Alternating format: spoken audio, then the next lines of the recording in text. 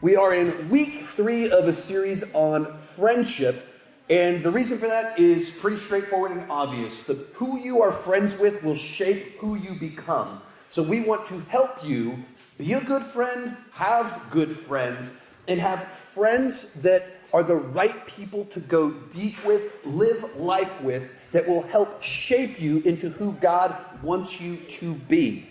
So one of the things we kicked off with last year. This has been a long talk, this series. We've been going at this for a while. I put up this chart on the 4 levels of friendship. There's nothing magical about this, but it's just something to help you think through the people in your life. And you've got people that are like that level 1 that you have lunch with in the cafeteria, maybe you hang out with here at youth group, and you have fun, you have shared interests, but it's not like you have deep conversations. You're not really going through life together. And then with these other levels, there's people that are in your life when something bad happens. There's people that are there challenging you, willing to say hard things to you. And then you have people that you share life with throughout years. And one of the things we talked about last week is some of you, if you look to your left, look to your right, you are sitting next to someone that's going to be a bridesmaid, a groomsman at your wedding. Some of you are making friends right now that you will be friends with for decades. So last week, I talked about a guy named Peter Butler that was a friend of mine. I met him in the 5th grade. Quite literally, last night, Jennifer, my wife, who fed some of you a bunch of gross stuff just a moment ago, had dinner with Peter's wife literally yesterday and hung out with Peter. Like, this is someone that I met in the early 90s, and we're still doing life together. And that's the types of friendships we want you to form and have the skill set to be that type of friend. But all of us have those level 1 friends. There's nothing wrong with kind of having friends that you just like to hang out with.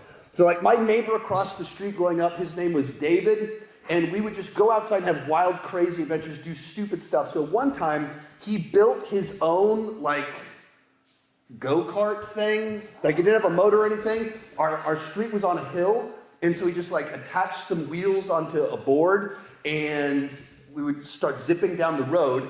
And we kept doing this more and more. Actually, we have some actual pictures from that day.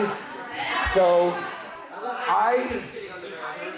I grew up very young. I had a beard, of course, when I was in the 6th grade, and I have not changed my shirt or my appearance in over 30 years now.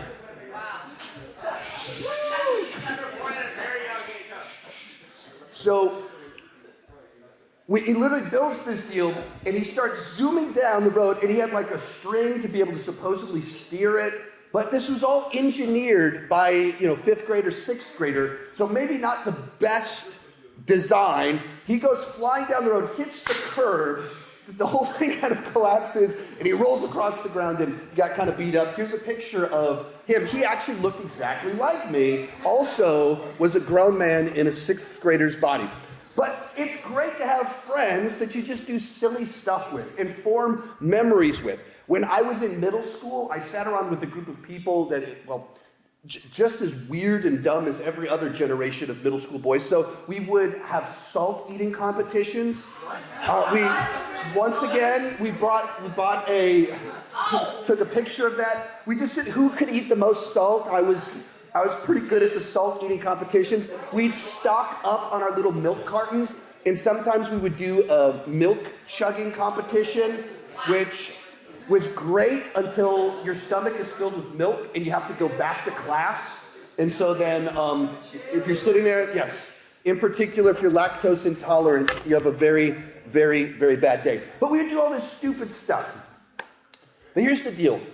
That friend David across the street, the kids that I ate salt with and chugged milk with, none of those friendships actually lasted into high school. There was no drama, there wasn't anything like that, but just our friendship was based entirely on, you're across the street from me. Or, hey, you'll also eat salt. I'll eat salt. We're best friends there. That's not actually the foundation of maybe the deepest friendships. And so some of those friendships just kind of disappeared as I went into high school. Again, no drama or anything. We just went different directions. What we're looking at today are the friendships that are built on something deeper. And in particular, we're looking at one specific friendship, David and Jonathan. Didn't realize I needed a soundtrack right there. David and Jonathan. And this is one of those level 3-4 friendships that it's not just people that have shared interests. It's people that are committed to one another, living life together, challenging each other to be the best version and putting God first. So when it comes to the Bible, David is kind of one of the stars of the Old Testament. And in particular, David is very famous for an incident where he got in a bit of a scuffle with a guy named Goliath. And this side of the room is very energetic this morning. David and Goliath, one of the most famous stories in the Bible. Little shepherd boy shows up and battles a giant, and he wins. The passage we're going to be looking at today is actually right after this one.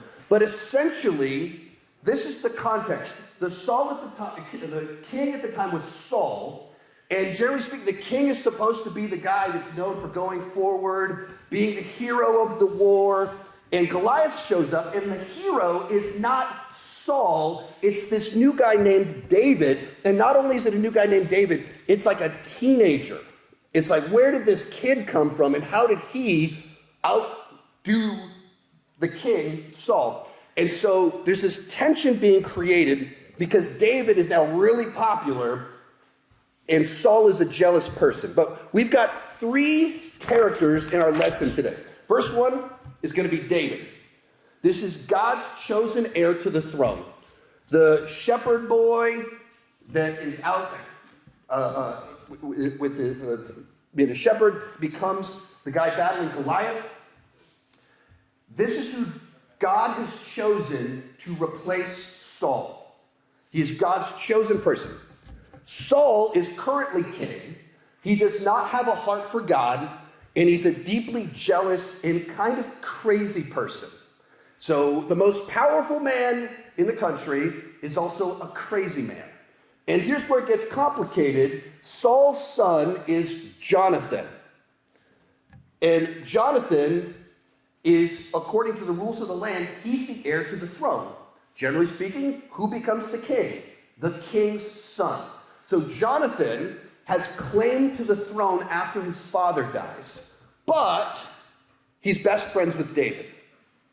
So Saul hates David. Jonathan is best friends with David. Jonathan has claim to the throne. God has chosen David for the throne. Those are kind of the dynamics going on in this passage. And it says in 1 Samuel 18, after David had finished talking with Saul, this is right after David and Goliath. David defeats Goliath, talks to the king. Jonathan became one in spirit with David, and he loved him as himself. From that day, Saul kept David with him and did not let him return home to his family. And Jonathan made a covenant with David because he loved him as himself. Jonathan took off his robe he was wearing, gave it to David, along with his tunic and even his sword, his bow, and his belt. The prince, the son of the king, meets David, and immediately they hit it off. And I guess Jonathan is an all-in kind of guy. And he goes, we're going to go straight from level 1 to level 4 friendship. I'm all in. Here's my robe. Here's my sword. You can have my tunic. He's just taking his clothes off, throwing them at David, like, let's go. We're best friends. Like, all in. And this is a context, once again, where David has just done something incredible. And the dynamic here, Saul is incredibly jealous. But his son Jonathan has the opposite response. So first principle of today, a real friend celebrates your success instead of competing with it. Saul's response is immediately, who's this guy that made me look bad? Jonathan went, this guy's awesome. I want to be best friends with him. So the kind of question for you, how do you respond when a friend of yours gets something that you want? Whether it's a literal thing, a position, a grade, is your natural inclination jealousy? Is your natural inclination, I wanted that? Or is it to celebrate? Are you happy for them? What is your immediate reaction to things like that? And in particular, we live in a world where there's so many obvious comparisons that we can have. I bring it up all the time, but my day job is that I do YouTube. It's a world that's entirely objective metrics.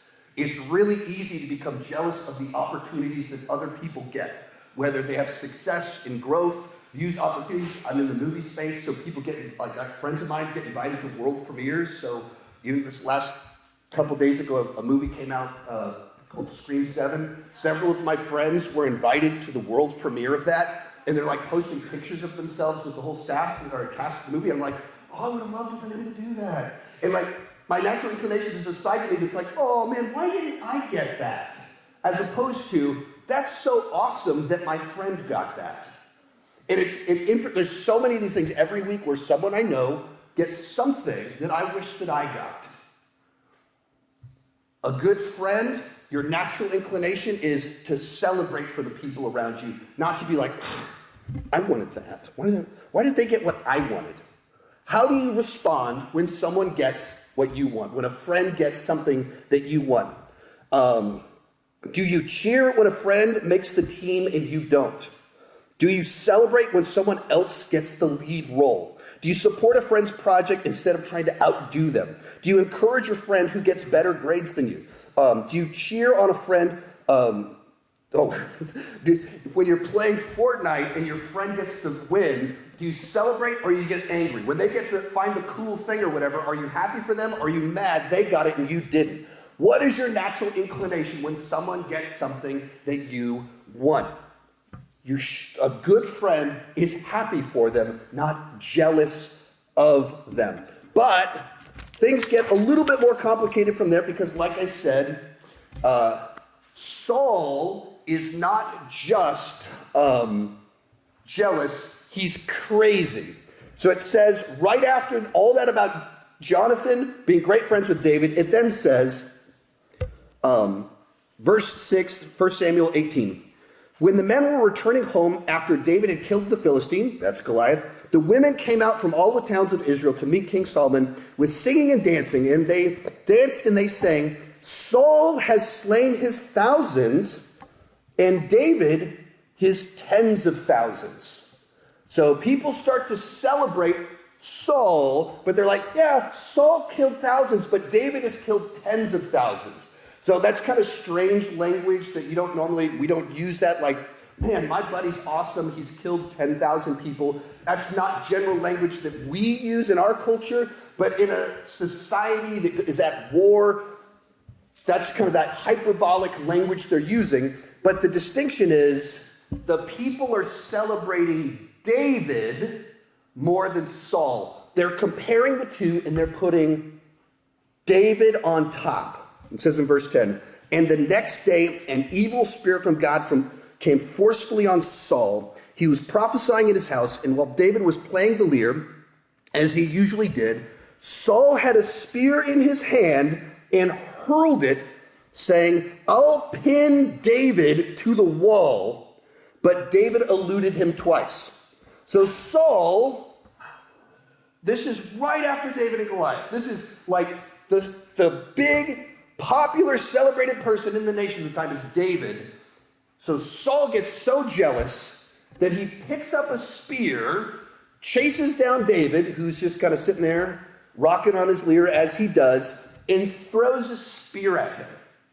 Now, when we're playing these dynamics again, David's best friend is Jonathan.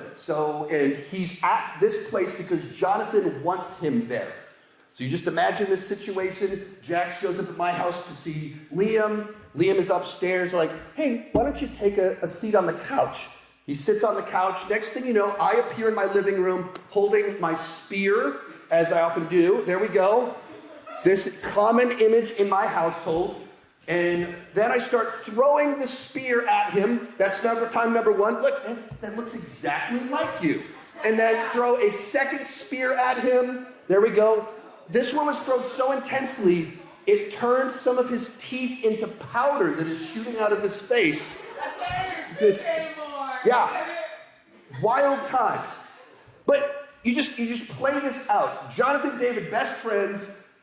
David's just chilling at the house, and Saul starts trying to kill him.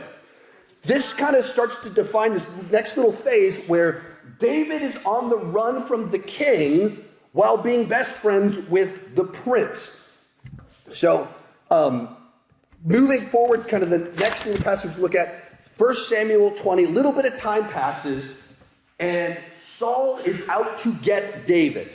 That's what he's trying to do. It says, then Jonathan said to David, there's a whole kind of interaction where David's like, hey, Jonathan, I was hanging out at your house and your dad kind of threw a couple spears at me. Could you ask him to not do that? Because I don't want to be unalived. And Jonathan's like, dude, seriously? My dad wouldn't throw a spear at you.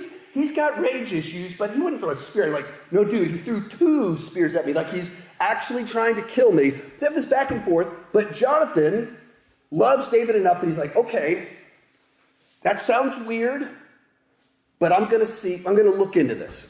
So it says in verse 12, then Jonathan said to David, I swear by the Lord, the God of Israel, that I will surely sound out my father. By this time, the day after tomorrow, if he is favorably disposed towards you, I will send you word and let you know.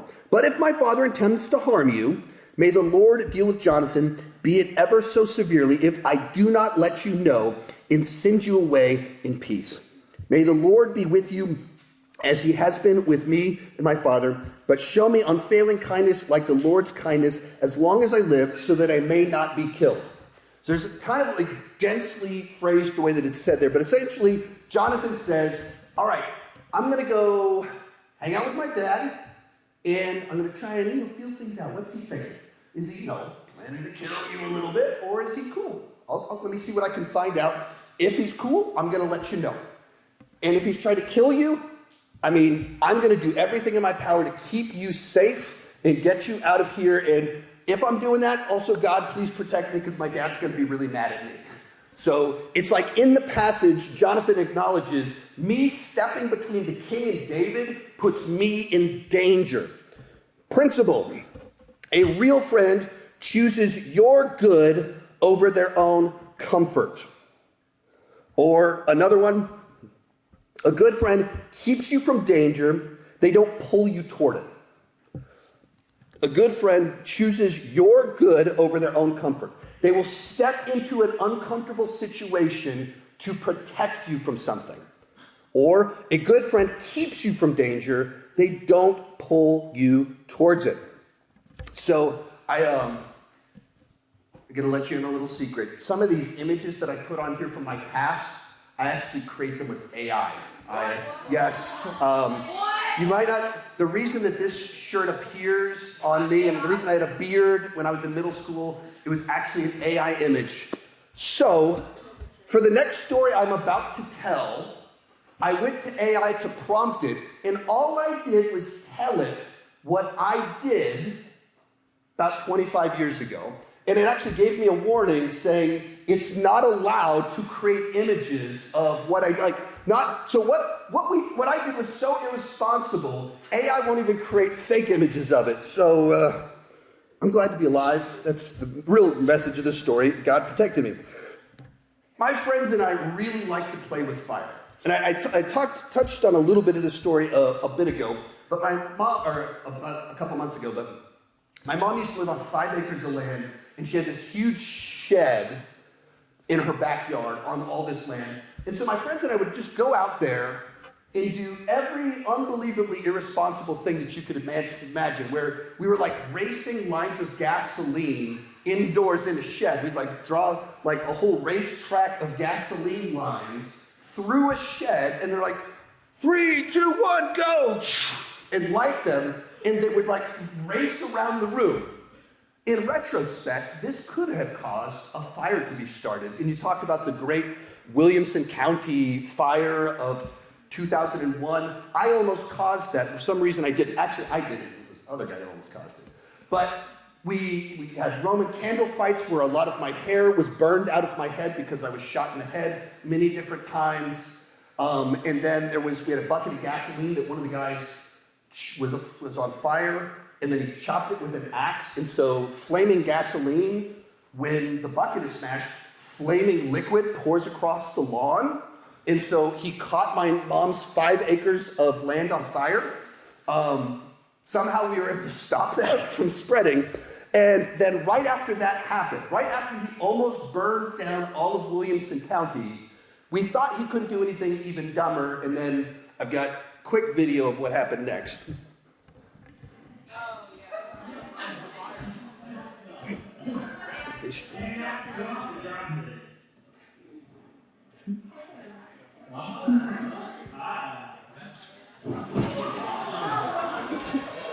All right, that's the place that you move on to the next slide. But so I was the cameraman on that one, filming in my shed, and actually a couple of the voices you heard in the background were my friends that are in the pictures from last week that are good friends that weren't insane. But so yeah, we went like from racing gasoline lines to flaming bucket of gasoline poured all over the backyard, followed to a guy swung a torch at my face and hit me in the face with a fireball, which this is the time when I had hair that was this long, so then it was this long afterwards because he burned the ends of my hair off. I say all of this. It's kind of a funny example, but also there's so many ways something horribly wrong could have happened there. Like the degree to which the insanity, and we were so lucky that something catastrophic didn't happen, is phenomenal, because it was so bad. And I say that because, like, there's that thin line between going outside and having fun with your friends and, you know, hanging out with someone that is just committing crime. It's incredibly dangerous. And you want friends that, you know, don't set you on fire, burn your mom's house down, and things like that. Have adventures, but where's kind of that line? So that's kind of the silly version of it. And, like, that was a friend that obviously, there was one guy that was driving all the crazy, and he kept pulling us crazier and crazier. You want to be careful about that. But on a more serious example, back whenever I first started doing ministry and was kind of serving and was first time I was trying to intern at a church and really get plugged in, the person that I would have been working for, or ended up working for, pulled me aside, kind of sat me down, and basically gave me a list of 20 reasons why he didn't want to hire me, why he thought I'd be a bad fit, and why he was concerned. And he went, I also think you could do an awesome job. Here's all the reasons you could do awesome. What do we need to do to make sure that these concerns about your immaturity, your insanity, how do we find the bridge in here? And it's one of those conversations that was like, someone that really loved and cared about me sat me down and was like, I see something in you, but you got to grow up. And had a serious conversation with me to call out potential. Now, sitting someone down and being like, here's all the reasons that maybe you'd be really bad at this, is uncomfortable. It creates tension in a conversation, obviously.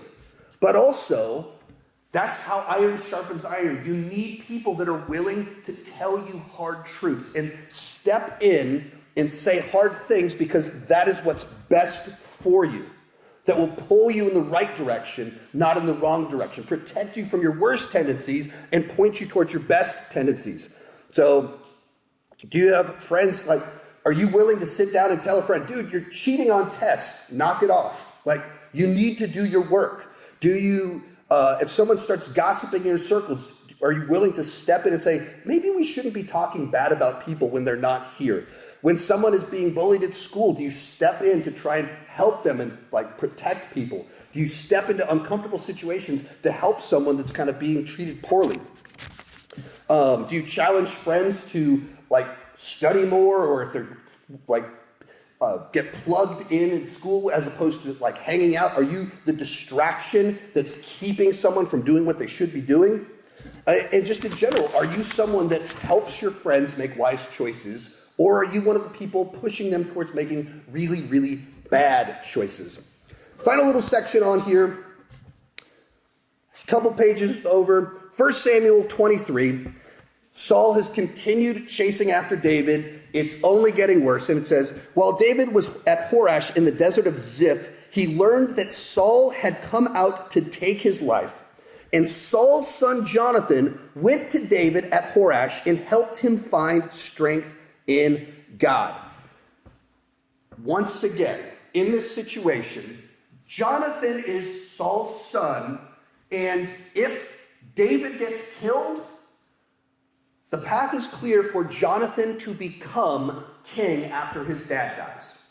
Jonathan has a motivation for David to be killed.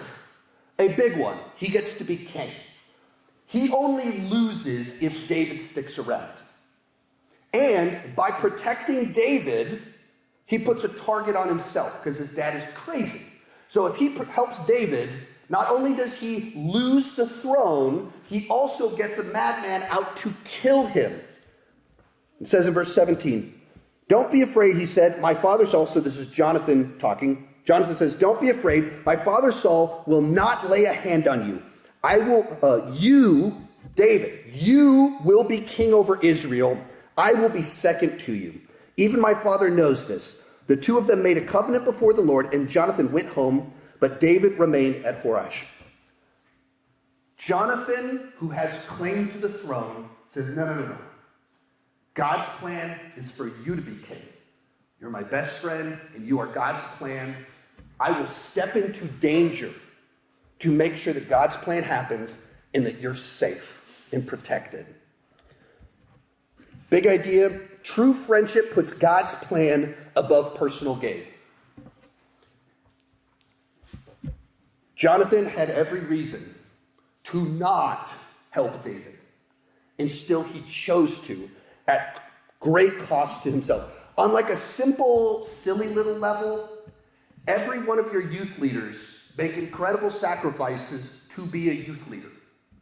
In particular, like right now, there isn't a youth pastor, and so there's a bunch of work that normally there'd be someone full-time doing all this work behind the scenes, and now it's the Habees making forms, putting things together. I'm teaching each week. Brett's planning all these events. All of your youth leaders are stepping up so that we can pour into you so that you can be discipled. And we have full-time jobs. We have to take off work to go to youth retreats, and then we do the Super Bowl party. We're standing there, and we saw this one. I didn't need to make an AI image of this one because there's actual video footage of it. I just didn't have time to pull it up. But we made a vat of the most vile, disgusting things possible, grabbed Jeff's head, smashed it into it.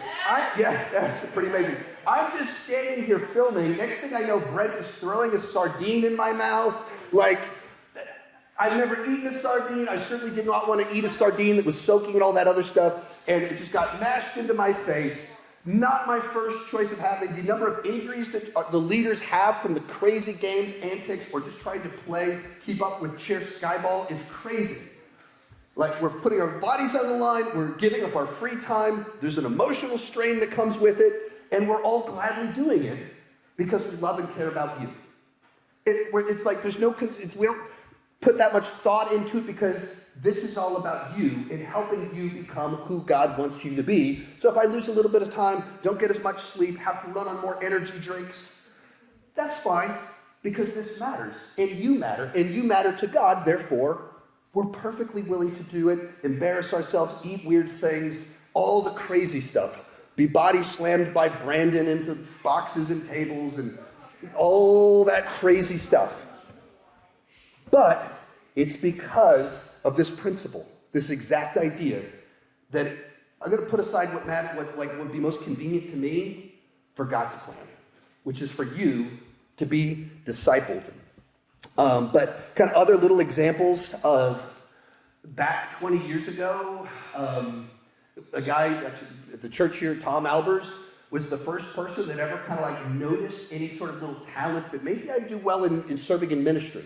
And so he just saw me and spoke words that kind of called out my potential. And I don't mean that like magic words or anything like that, but as simple as inviting me to teach and then afterwards being like, "You're actually good at that. Do you want to do it again?" "Oh, okay."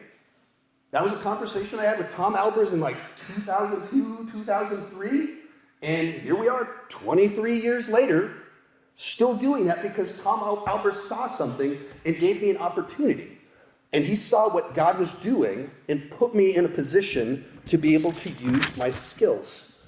I mentioned before the guy that, when I was first applying to be an intern, that kind of confronted me about some concerns. On the back half of that, after I'd been serving for just a little bit, he was like, you stepped up. Like, I challenged you about your maturity, about this, and you stepped up. And I see this and this and this in you, and I think you should go off to Bible college, and like was pivotal in who I became. Going to Bible college, being the youth pastor here for 8 years, goes back to Tom Albers, Jason Smith, people that spoke their words in a way that called out my potential. When I say that, who are the people that you're challenging, encouraging to be the best version of themselves? Call out what you see that God is using them for or could be using them for. Like, it's one thing to have people, you challenge your friends if they're heading in a bad direction, but you can also challenge friends to go in a good direction. Some little things, what you can do, like we have the rodeo coming up in just a few weeks. Who are you going to invite to that? Those events are designed to be easy on-ramps to invite friends to. Because it's not a Sunday morning where I'm going to preach at them for 30 minutes. It's literally several hours of fun. And it's an on-ramp to join the community before anything is asked of them. It's an entry point. It's something you invite friends to. Or challenge someone to sign up for D groups, C groups, and take that next step if they've been coming for a little bit but aren't going a little bit deeper. Who can you challenge? Who can you share the gospel with? Who can you talk to point them to be that better version of themselves? Closing thoughts. Who in your life strengthens your faith? But one of the reasons we have C groups and D groups is to create environments where it's easy or easier to find people that'll challenge you to be who God wants you to be. To create environments where those conversations can take place. We can't magically just give everyone a best friend for life, but we can try and create environments where it's more likely that that would happen and make it easier for you to have hard conversations, encouraging conversations. That's why we do so much of what we do.